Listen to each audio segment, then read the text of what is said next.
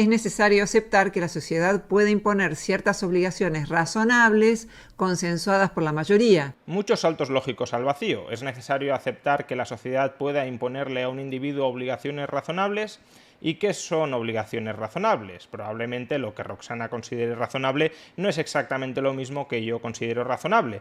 ¿Eso hace que yo no sea una persona razonable? Entonces, si no soy una persona razonable, ¿por qué Roxana intenta razonar conmigo? Yo, por supuesto, sí considero que Roxana es una persona razonable, pero no considero que tenga el monopolio de la razonabilidad. Los teóricos de la filosofía política no son personas razonables por el hecho de que discrepen profundamente en la mayoría de los aspectos esenciales de la filosofía política. Tal vez, si tenemos diferencias irreductibles sobre lo que es y sobre lo que no es razonable, lo razonable sería consensuar unos mínimos sociales que permitan la coexistencia pacífica entre conceptos distintos de razonabilidad. Tú respetas mi visión razonable del mundo a cambio de que yo respete tu visión razonable del mundo. Es decir, yo no te piso y tú no me pisas. Pero con la renta básica esta condición no se cumple. Para que tu visión razonable del mundo se pueda desplegar, has de pisotear, has de parasitar mi visión igualmente razonable del mundo. Tu utopía requiere invadir mi utopía.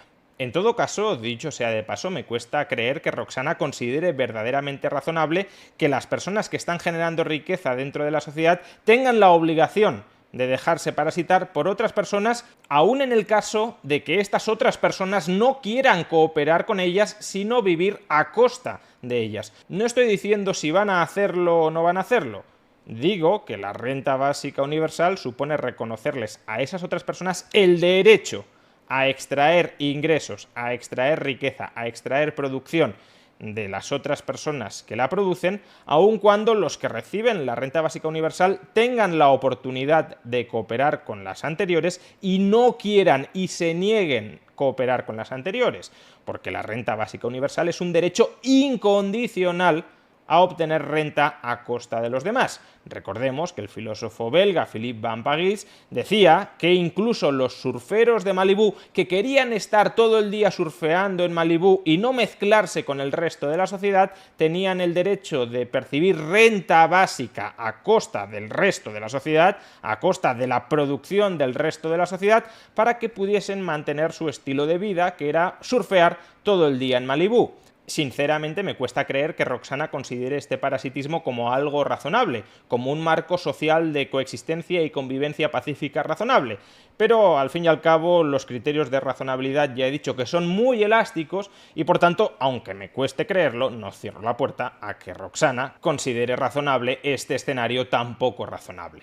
El otro salto lógico al vacío que da Roxana en el corte anterior es decir que esas obligaciones razonables que la sociedad tiene derecho a imponerles a determinados individuos han de ser consensuadas por la mayoría. No entiendo muy bien por qué han de ser consensuadas por la mayoría. ¿Qué pasa? Que si la mayoría no acepta determinadas obligaciones razonables, esas obligaciones razonables ya no son razonables y por tanto ya no se les pueden imponer a los demás. Si la mayoría no considera razonable, por ejemplo, la libertad de prensa, entonces no hay que respetar la libertad de expresión y la libertad de prensa de otras personas. Además, cuando dice que hay que decidirlo por mayoría, ¿por qué mayoría? Mayoría simple, mayoría absoluta, mayoría cualificada, unanimidad, que es otro tipo de mayoría donde no hay, de hecho, ni siquiera minorías.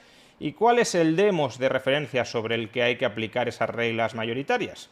En España el demos es el pueblo español en su conjunto, en Argentina el pueblo argentino en su conjunto. ¿Y quién ha aceptado voluntariamente formar parte de ese demos? ¿Por qué en España no puede haber otros muchos demos muy distintos en su interior? ¿Por qué en Argentina no puede haber muchos otros demos muy distintos en su interior? ¿Por qué me tienes que incluir a mí forzosamente dentro de una masa de votantes cuya mayoría decidirá si puedo ser parasitado o no puedo ser parasitado? ¿Por qué las obligaciones razonables de la mayoría con las minorías desafectas no pasan simplemente porque las mayorías respeten a las minorías a cambio de que las minorías también respeten a las mayorías? Es lo que en el ámbito del derecho se conoce como poder de policía, un significado que no tiene nada que ver con el significado habitual de la palabra policía. Es la posibilidad de restringir derechos en favor de un bien protegido. El uso de una fuerza razonable por parte del Estado en un contexto democrático no puede ser analogado al robo, que es una imposición de un individuo a otro. Ajá, que el robo es entre individuos. Si un grupo roba a un individuo, eso no es un robo. Las mafias, cuando se organizan para robar a determinadas personas, no las están robando porque roban en comandita, roban en grupo. Y el robo es simplemente la imposición de un individuo sobre otro individuo. Si una mayoría de individuos se organiza para robar a una minoría de individuos, eso ya no es un robo, debe de ser otra cosa distinta, aunque suponga una transferencia coactiva de la propiedad de las minorías a la propiedad de las mayorías. Pues vaya argumento más poco razonable. Las organizaciones sociales se forman cuando se delega el uso de la fuerza en instituciones colectivas. ¿Me puedes indicar, Roxana, cuándo he delegado yo el uso de la fuerza en una institución colectiva como el Estado? ¿Me puedes indicar cuando yo, o mis padres, o mis abuelos, hemos delegado voluntariamente, sin coacciones ni extorsiones de por medio, la delegación de nuestras libertades y de nuestras propiedades a un determinado Estado? ¿Me puedes mostrar que las condiciones en las que tú supones que se efectuó esa delegación son condiciones que otorgan validez contractual, consentimiento válido a esa delegación? ¿De verdad me estás diciendo que el Estado moderno surge del encuentro y el entendimiento voluntario de todos sus ciudadanos? ¿No ha habido guerras, conquistas, imposiciones, incluso masacres detrás de la conformación del Estado moderno? Cuando los ciudadanos, todos y cada uno de ellos, delegaron voluntariamente el uso de la fuerza a un determinado poder político.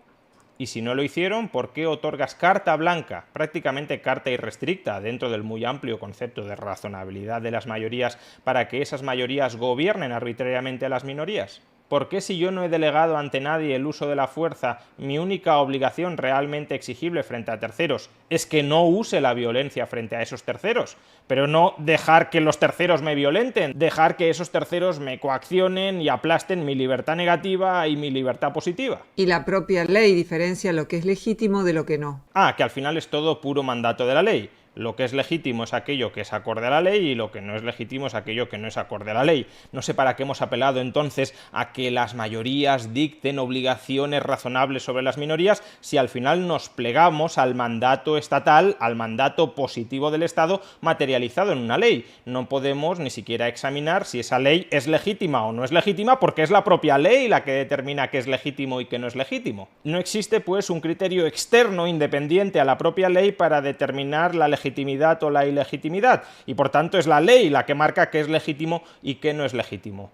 O si existe, entonces es que no es la ley la que marca lo que es legítimo o no es legítimo. Lo que hacen Rayo y Milei es usar arbitrariamente las palabras, que no significan lo que uno desea. Robo es una apropiación ilegal de una cosa. A ver, que aquí ya le estamos incluso otorgando al Estado la potestad para redefinir las palabras. Robo significa quitar o tomar para sí con violencia o con fuerza a lo ajeno. En esta definición no aparece nada de que el robo tenga que estar consagrado en la ley y en un código penal positivizado por el Estado, porque si eso fuera así, por cierto, antes del Código Penal nunca podríamos haber hablado de robos. No existían robos antes del Código Penal. Los robos los implanta el Estado desde el momento en el que aprueba el Código Penal. Antes del Código Penal no existían robos en sociedad. Y supongo que siguiendo esta misma lógica, Roxana también nos dirá que un homicidio no es la muerte causada a una persona por otra, sino la muerte causada ilegalmente a una persona por otra. De tal manera que si el Estado comete un homicidio que el Estado no reconoce como tal, en realidad no es un homicidio, es otra cosa. O asimismo, supongo que jamás podremos hablar de censura estatal de los medios de comunicación, salvo que el Estado reconozca efectivamente que él mismo está censurando. Si el Estado dice que simplemente está controlando que las opiniones no contaminen la esfera pública y que por tanto está administrando las opiniones que llegan al espacio público, eso no sería censura porque el Estado no reconoce que eso es censura. Pues no me parece una perspectiva demasiado razonable. Si a uno no le gusta que en una sociedad se paguen impuestos, debe tratar de cambiar las leyes y debe probar que su alternativa institucional es capaz de manejar los problemas de manera igual o mejor que en el sistema anterior. Hombre, yo claro que intento cambiar las leyes, claro que intento influir sobre la opinión pública, claro que intento que la gente comprenda que hasta el momento estaba manteniendo opiniones morales, en muchos casos horrorosas, opiniones morales que no están respetando a las personas tanto en la teoría como en la práctica, significa que están instrumentando en muchas ocasiones a las personas en contra de su voluntad, que están tratando a las personas como medios y no como fines, que no están respetando en suma la libertad de las personas. Ahora lo que parece que está diciendo Roxana es que al final los argumentos dan igual, que lo que importa es la voluntad arbitraria de cada una de las personas tal cual sea agregada en el sistema electoral, y que por tanto si una persona considera que sí, tiene razón en que yo estoy instrumentando a los demás egoístamente para satisfacer mis fines, pero todos los que opinamos así somos mayoría, os tenéis que aguantar, os tenéis que callar, aunque os estemos parasitando, aunque estemos pisoteando vuestras libertades, aunque seamos conscientes de ello, somos más, lo vamos a hacer y es legítimo que lo hagamos. Pues no, eso es lo que estoy disputando. Podrán tener la fuerza, pero no tendrán la razón.